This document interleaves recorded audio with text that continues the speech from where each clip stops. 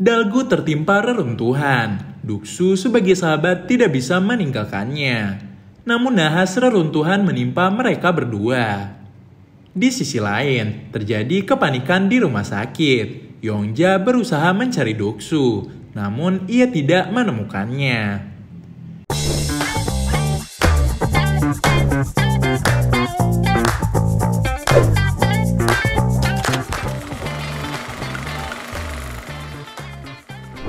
Yongja sampai mencari di pabrik Duksu bekerja. Di sini, ia mendapati kabar bahwa Duksu dan Dalgu tertimpa reruntuhan dan masih di bawah tanah. Yongja meminta kepala proyek untuk menyelamatkan mereka. Namun karena sangat beresiko, hal itu tidak dapat dilakukan. Yongja terus berharap bahwa mereka masih hidup. Ia bahkan menangis dan memohon agar para pekerja dapat menyelamatkan mereka. Melihat perjuangan Yongja, membuat pekerja tambang dari Korea ikut tergugah. Mereka akhirnya menerobos masuk untuk menyelamatkan Duksu dan Dalgu. Di dalam tambang, Dalgu dan Duksu berhasil bertahan. Ia menunggu keajaiban. Di saat itu, Duksu teringat masa kecilnya bersama sang ayah. Seolah ia sedang berbicara dengan sang ayah dan menceritakan kalau ibunya baik-baik saja. Adik laki-lakinya pun kini menjadi mahasiswa yang pintar. Dan adik bungsunya walaupun sering membuat masalah, kini ia menjadi gadis yang cantik. Ia juga menceritakan adiknya Maksun yang belum ditemukan. Ia sangat menyesal dengan kejadian sang adik. Ia mengatakan bahwa hidup ini sangat berat dan sulit baginya. Tetapi setelah bertemu Yongja, bebannya mulai menghilang. Tak lama berselang, para pekerja tambang berhasil menemukan mereka. Mereka berdua berhasil diselamatkan dengan haru, dan Yongja yang menuntun mereka hingga ke rumah sakit. Duksu saat ini sudah pulih. Di situ ia mengatakan pada Yongja bahwa visa kerjanya akan segera habis dan tak mendapatkan perpanjangan. Karena hal itu, ia akan kembali ke Korea. Duksu mengajaknya untuk ikut ke Korea. Namun Yongja tidak mau karena ia sudah merasa mendapat pekerjaan layak di Jerman. Yongja pun pergi meninggalkan Duksu. Namun ternyata diam-diam ia menangis di lorong.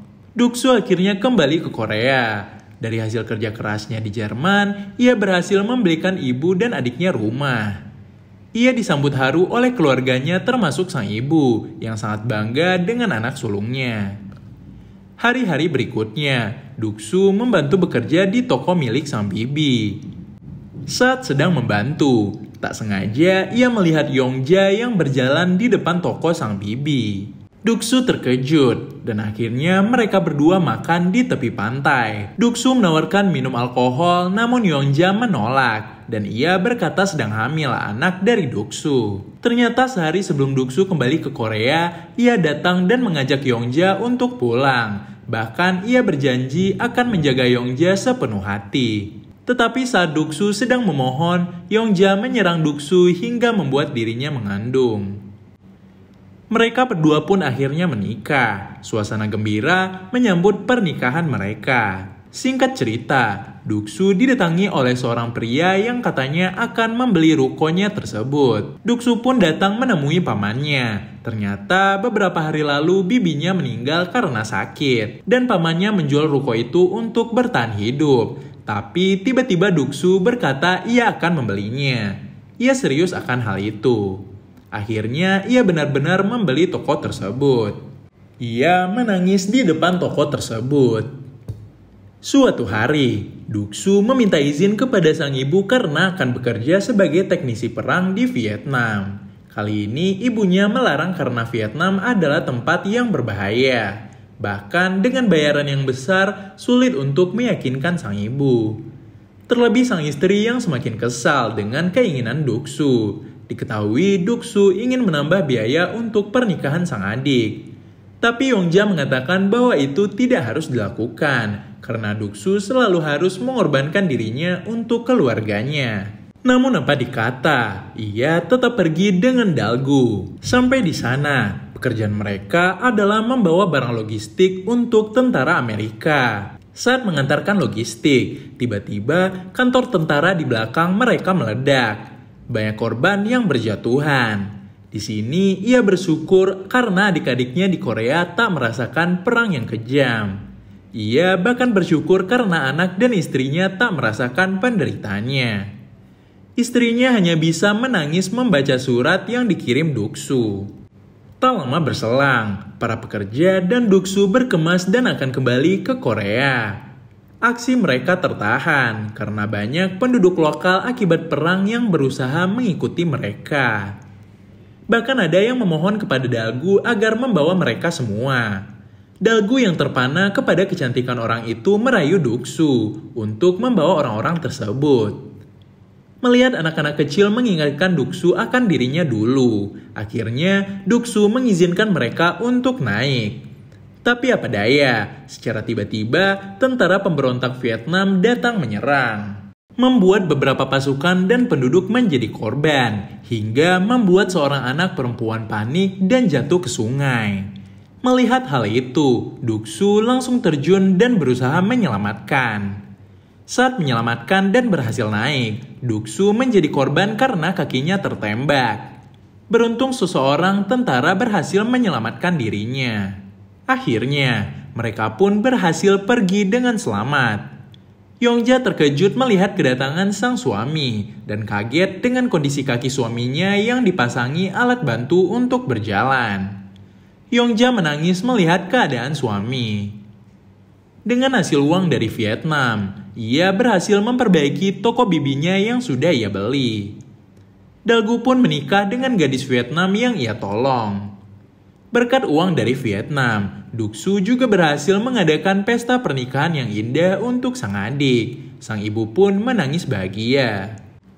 Film beralih ke masa sekarang. Doksu dan Yongja sedang dikunjungi oleh anak dan cucunya.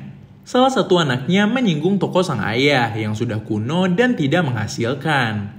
Anaknya mengatakan mengapa tidak dijual saja dan pindah ke tempat yang lain. Reaksi Doksu marah dan melempar makanannya. Ia memilih menyendiri di kamar. Ia kembali mengingat masa lalunya saat perpisahan dengan sang ayah yang berjanji akan menyusulnya dan menemui mereka di toko bibinya, yaitu toko Kotbun. Ia mengenang percakapan sang ayah hingga saat ini. Hal itu yang membuat Doksu tak mau menjual toko tersebut. Doksu melihat sebuah acara TV yang mempersatukan keluarga-keluarga yang terpisah saat Perang Korea dulu. Doksu ditemani Daegu berusaha mencari ayah dan adiknya. Sampainya di sana, ia juga melihat banyak sekali orang-orang yang mencari keluarganya saat perang dulu. Acara yang diadakan ini sangat membantu, membuat air mata benar-benar bercucuran bagi mereka yang sudah lama terpisah dan akhirnya bertemu. Hingga tiba giliran Doksu, dijelaskan bahwa Doksu mencari ayahnya dan adiknya Maksun. Ia juga menceritakan perpisahannya dengan ayah dan adiknya. Singkat cerita, pihak TV menghubungi Doksu karena telah menemukan ayahnya. Doksu langsung mendatangi acara TV. Dia pun siap berbicara untuk memastikan apakah itu ayahnya atau bukan. Doksu pun melihat orang yang begitu tua di hadapannya. Keduanya saling bertanya. Awalnya tampak sangat cocok namun ternyata nama marganya berbeda. Sehingga mereka berdua memutuskan kalau mereka bukan keluarga. Ia begitu berharap bertemu dengan sang ayah. Tak lama, Doksu kembali dipanggil ke stasiun TV. Kali ini, stasiun TV mengatakan jika menemukan adiknya Maksun. Untuk memastikan, Doksu harus mengkonfirmasi cerita tersebut dari sang wanita itu. Ia lalu menanyai beberapa pertanyaan. Wanita itu mengaku sudah diadopsi sedari kecil oleh orang Amerika sehingga berbicara dengan bahasa Inggris. Dia mengatakan punya satu ingatan yang kuat. Saat di pelabuhan, ia mengingat digendong oleh kakaknya. Ia bahkan lupa dengan nama kampung halamannya.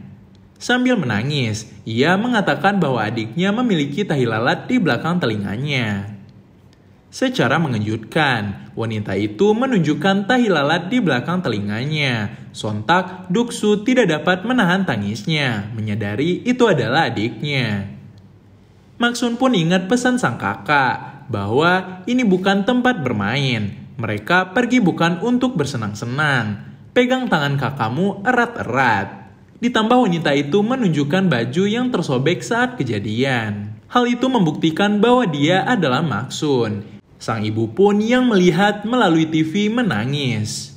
Duk-su meminta maaf karena tak memegang tangan sang adik lebih erat. Seisi ruangan dan orang-orang yang menonton langsung banjir air mata.